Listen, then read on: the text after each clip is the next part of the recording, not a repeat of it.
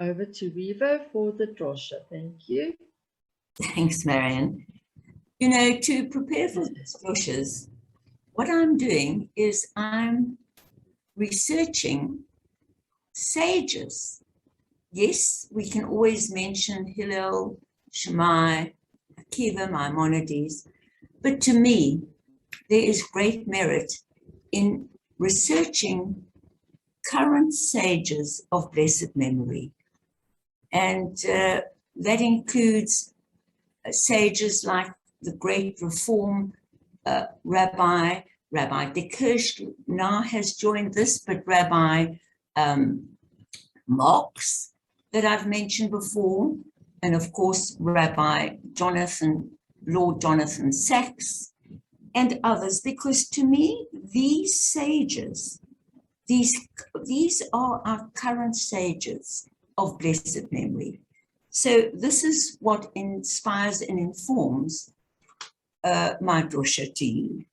Now, this week's parasha Ki Tova has really revolved around two main themes in these different sages' commentary. The first one was trying to understand. We can understand, it's very easy to understand that if we do the right thing, if we honor the stranger, if we look after the widow, if we give to the poor as we do, if we do all these things, justice will follow. But the horrific curses, and this is one of the themes that is usually discussed because it puzzles many people. So I'm going to be discussing that as the first theme. These horrific curses, you have no idea how bad they are. If I were really to read them to you, it's just really quite terrifying, because it gives you the picture of the most horrible things that are going to happen in every area of your life.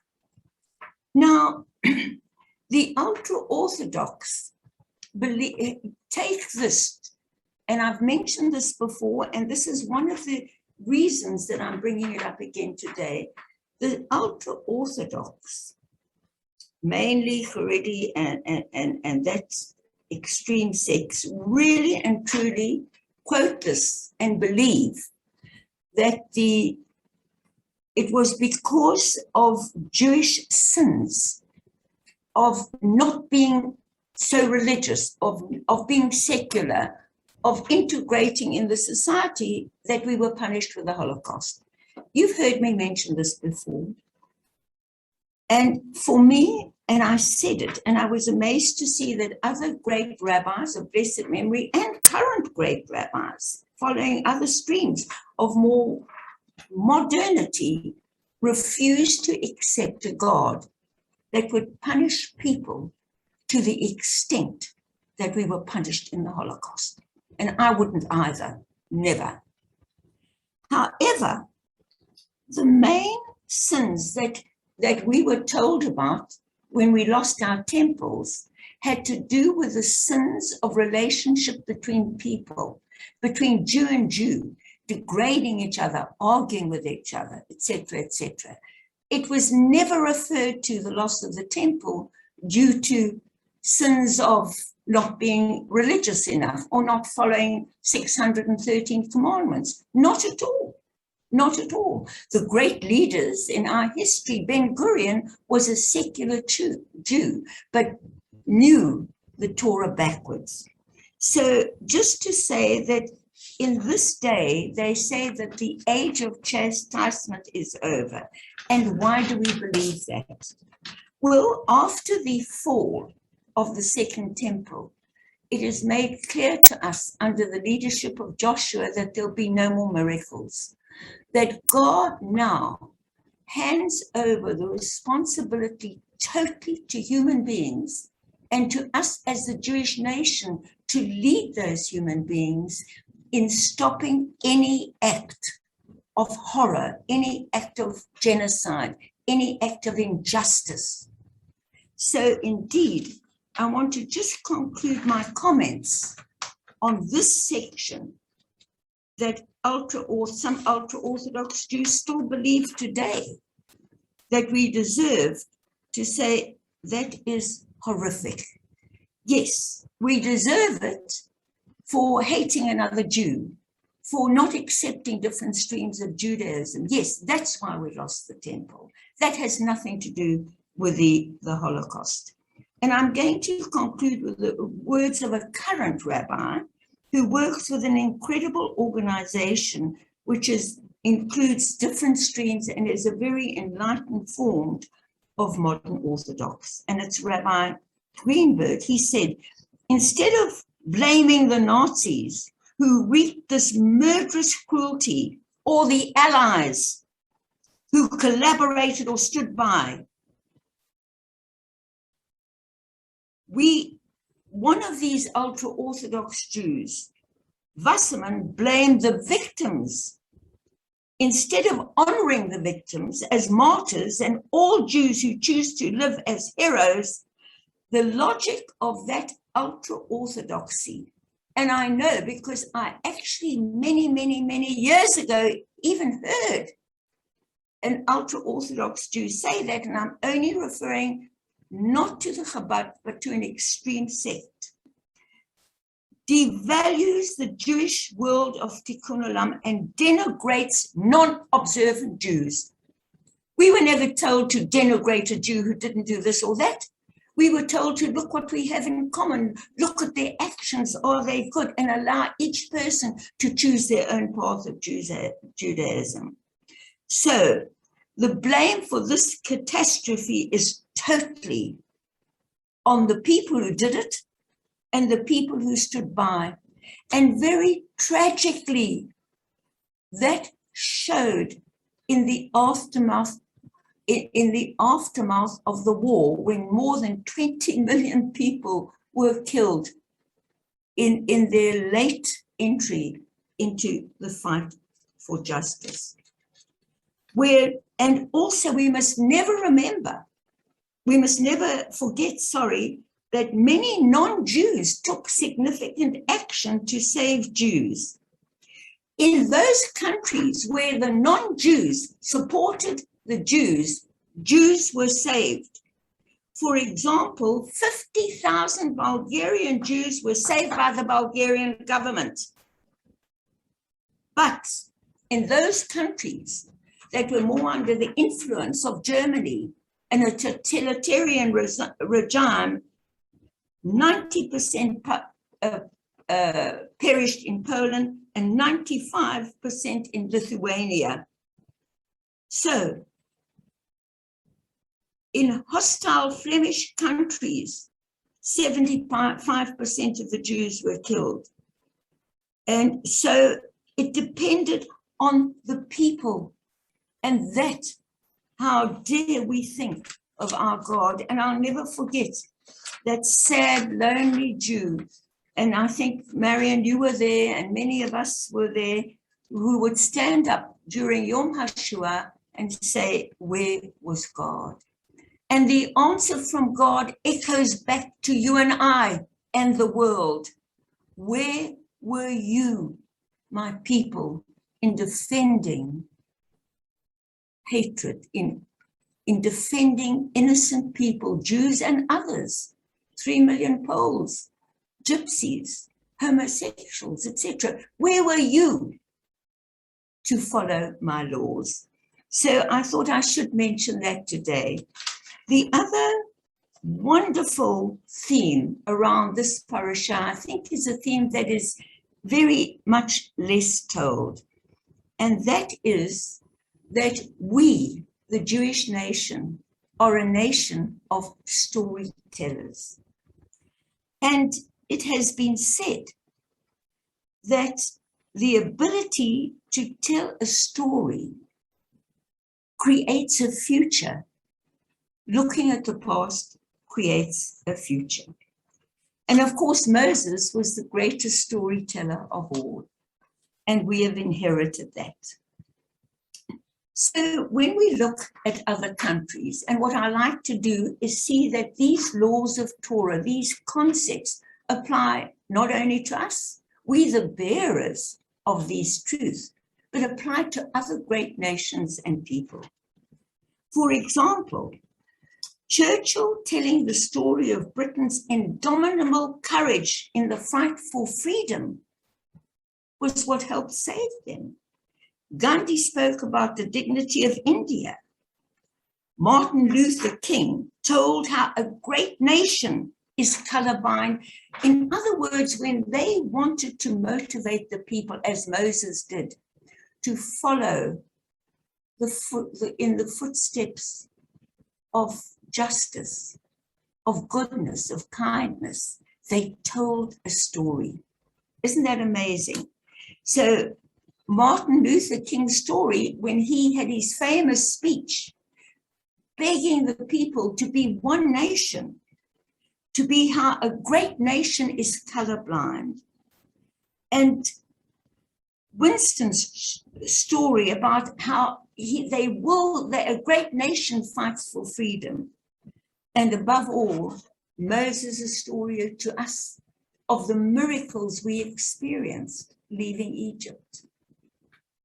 But the great questions of human beings, of you and I, are: who are we? Why are we here? What is our task? Torah is not a theological treatise. It is not a religious ideology or a metaphysical system. It is a series of interlinked stories extended over time, from Abraham and Sarah's journey from Mesopotamia to Moses and the Israelites wandering in the desert. A large part of what Moses is doing in this book of Devarim, Deuteronomy, is retelling the story over and over again to the next generation. Remind the generations that's going to go into the land of Israel, reminding them what God had done for their parents and also some of the mistakes they made for which God forgave us. Moses, as well as being the great liberator, is a supreme storyteller. And what he does in Parashat Ki Tova extends way beyond this. He tells the people that when they enter, conquer, and settle the land, they must bring the first ripened fruits to the central sanctuary of the temple as a way of giving gifts to God. Now, other rabbis have interpreted this in the Mishnah. It's called the Bikurim, describes this beautiful scene of people singing and dancing with baskets of fruit on the way to the temple. But more modern rabbis have interpreted this as giving of our thoughts to Hashem, of making sure as Jews we give the first young years of our children to studying Judaism, to being part of us, to sitting at the Pesach Seder table, to going to Cheder. That's how they interpret it. And that's so, that is so beautiful when you think of it. And for us to give perhaps the first 10% of those of us who are blessed of this era to have an income, not to the shul, or for those of us to give part of what we have to the poor, to the needy, to the widow. That's how the rabbis today are also interpreting these first fruits. So we repeat time and time again, our father was a wandering Aramaean. He went down into Egypt, lived there, became a great nation, etc. The Egyptians ill-treated us, and God did miracles to save us. We repeat that every year. It's our story. It's who we are. It gives us our identity as Jews. Here, for the first time, the retelling of the nation's history became an obligation for every citizen of the nation. We are the only people, be it religious, political, or just cultural, who are obliged to repeat the story of our miraculous freedom from slavery, of our miraculous gift of a promised land, and of the miracle of having all those blessings, but without repeating the story all the time. And you know how many times we repeat it, even in our Shabbat service. We thank God for delivering us. We would lose our identity. We wouldn't know who we are. So, to conclude, with this confession made over the first fruits and everything that follows it us, Jews were commanded, as it were, to become a nation of storytellers. This is a remarkable development. Only in Israel and nowhere else, only amongst the Jews and nowhere else, is the injunction to remember felt as a religious imperative to an entire people. Time and time again comes the communal command to remember. Remember that you were a slave in Egypt. Remember what Amalek did to you. Remember. Ask your father. Your elders will tell you, and they will explain to you. So, the Jews were the first people to find God in history. They were the first to think in historical terms, as opposed to just seeing nature continuing from time to time, and we're all just victims of the sun or the moon or whatever. So, other people have attributed the word history to Herodotus and to the Greeks, but it's not true. The Jews were the first people to write history. Although we don't have the word history in Hebrew, it doesn't exist. The nearest thing for history is the equivalent of Divrei Hayanim, Chronicles, but it uses the root of the word memory for history, zakor.